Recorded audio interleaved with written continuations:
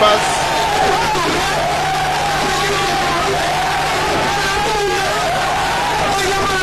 Tulijenga na shilingi milioni 400, mnaenda kuripea na shilingi milioni 600. Shame on you. Mnatuambia nini bwana? What are you telling us? Hamjambo na karibuni tena watazamaji, ili niendelee kuwaelimisha na kuwafahamisha yanayoendelea kujiri hapa nchini Kenya kwenye ulingo wa kisiasa. Mambo yanazidi kuchemka ndani ya broad-based government. Wanachama hasa wabunge wa ODM wanaendelea kuikosoa na kujitenga na serikali ya Kenya Kwanza. Licha na kuwa Raila Amolo Odinga na ODM yake aliamua kutia mkataba na kumfanyia William Samoei Ruto kazi mpaka mwaka wa 2027, lakini hiyo haionekani kumkomboa William Samoei Ruto na kumrudisha uongozini pale mwaka wa 2027. Kuna utafiti ambao umefanywa na TIFA kuhusiana na hii broad-based government. Na huu utafiti unasema ya kwamba 54% unapinga broad-based government ambayo ilitengenezwa na William Samoei Ruto pamoja na Raila Amolo Odinga. 75% ya Wakenya wanaamini ya kwamba nchi ya Kenya inaendelea vibaya chini ya uongozi wa William Samoei Ruto. Na sasa ujue ya kwamba hawa wabunge wa ODM ambao bado wanaisifia serikali ya Kenya Kwanza ni kujifanya tu hawaoni na hawasikizi ground vile ambavyo hali ilivyo. Wananchi wamekataa broad-based government, na hata kabla ya William Samoei Ruto kutia mkataba na huyu Raila Amolo Odinga, huyu Raila Amolo Odinga alikuwa amepata ushawishi mkubwa kutoka kwa wafuasi wake na wanachama wa ODM ya kwamba asijiunge na broad-based government. Lakini kutokana na yale mambo ambayo ananufaika nayo sasa hivi hapa ndani ya serikali ya Kenya Kwanza, ndio manake unaona aliamua kukubali kufanya kazi na William Samoei. Lakini hii yote ni kwa muda tu.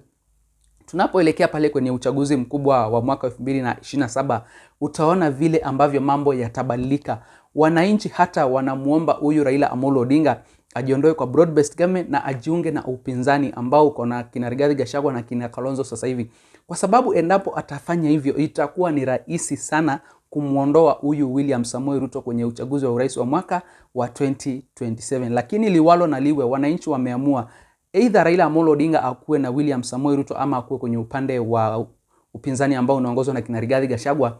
Bado wananchi hawako tayari kumchagua William Samoei Ruto na kumrudisha uongozini pale mwaka wa 2027. Kwa sababu hii 75% watazamaji wangu, kutokana na uchunguzi wa TIFA, hii ni asilimia kubwa sana. Zaidi ya nusu ya Wakenya wanahisi ya kwamba nchi ya Kenya inaongozwa vibaya chini ya utawala wa serikali ya Kenya Kwanza. Maji nataka niwapeleke kule kwenye bunge la kitaifa siku ya leo ili iweze kujionea vile ambavyo hali ilivyo.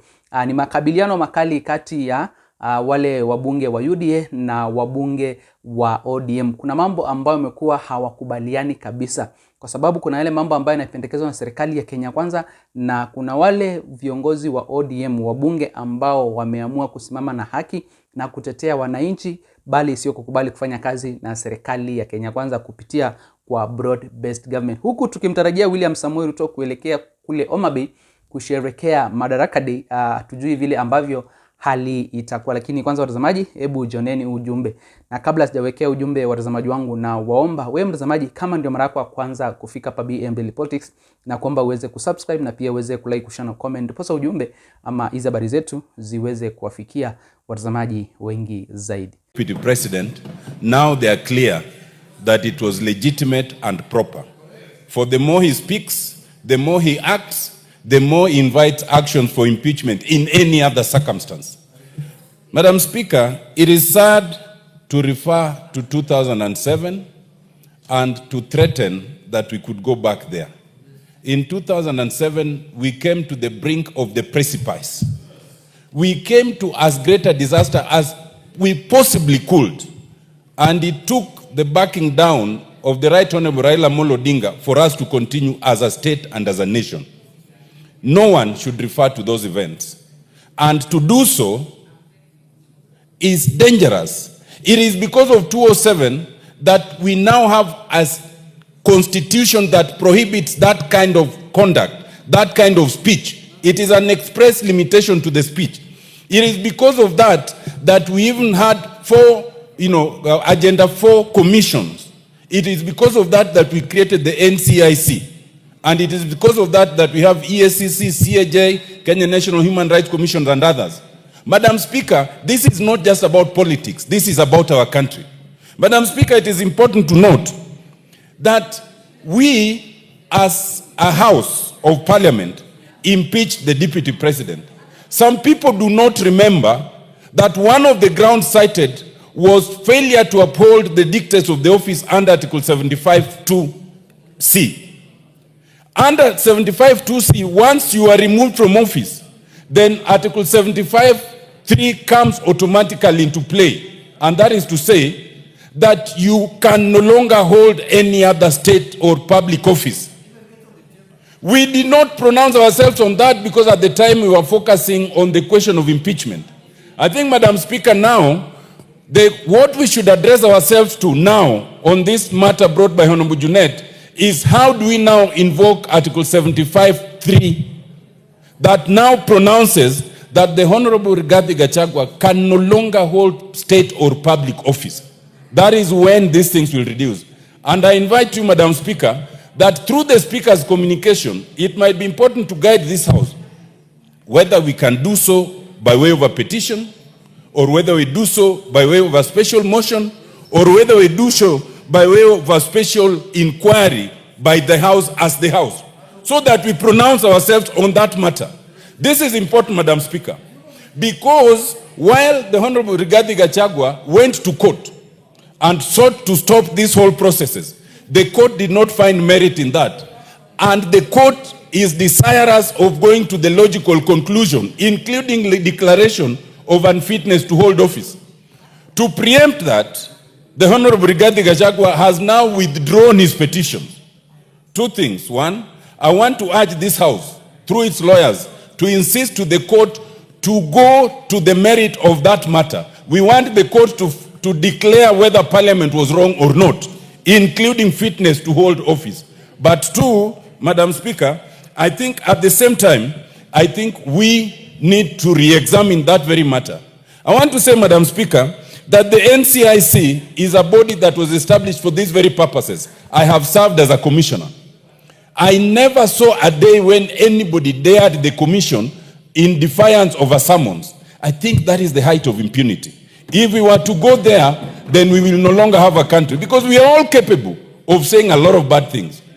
I want to urge the NCIC to come of age and do what it needs to do. I want to urge that the NCIC must be shown to bite. Just 1 minute, Madam Speaker. You know, the Honorable Rigathi Gachagua cannot say that I will not attend because there are others who have uttered things that they've not been summoned. Anyone who says that things should be summoned. But in law, you cannot say that I am not guilty because Otiende Amolo is also guilty. No, guilt is personal. Accept your own guilt and then let the others be dealt with. Just the way you cannot confess on behalf of the others. I want to say lastly, Madam Speaker, that this matter is so serious that it should not be left at the level of a general discussion as we are doing it. It must be concretized, because we found Rigathi Gachagua unfit to hold office. It is not just the court that can do that. Even a House of Parliament can do that, with the consequence that you cannot hold any other public office. I so submit, Madam Speaker. Na mtazamaji, hivyo ndivyo hali ilivyo sasa hivi ndani ya broad-based government, ambapo ni kama wabunge wote wa UDA pamoja na wa ODM wameamua kitu kimoja ili kupinga huyu Rigathi Gachagua ama kukashfu mambo ambayo yamekuwa yakisemwa na Rigathi Gachagua. Lakini wanachosahau ni kwamba huyu Rigathi Gachagua sasa hivi ndio amekuja kupendwa na wananchi.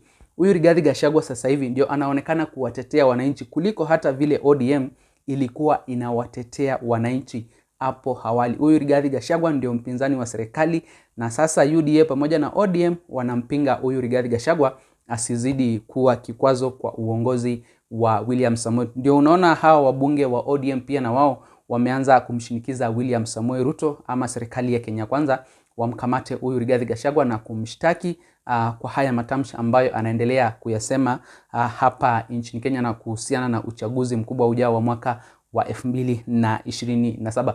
Watazamaji, nitakomea hapo, lakini sijui maoni yenu ni gani kuhusiana na hili jambo la broad based government. Je, wewe unakubaliana na hii broad based government ama uko ndani ya hawa wa Kenya 54% ambao wanapinga hii broad based government. Hebu niachie maoni yako hapo kwenye eneo la comment section.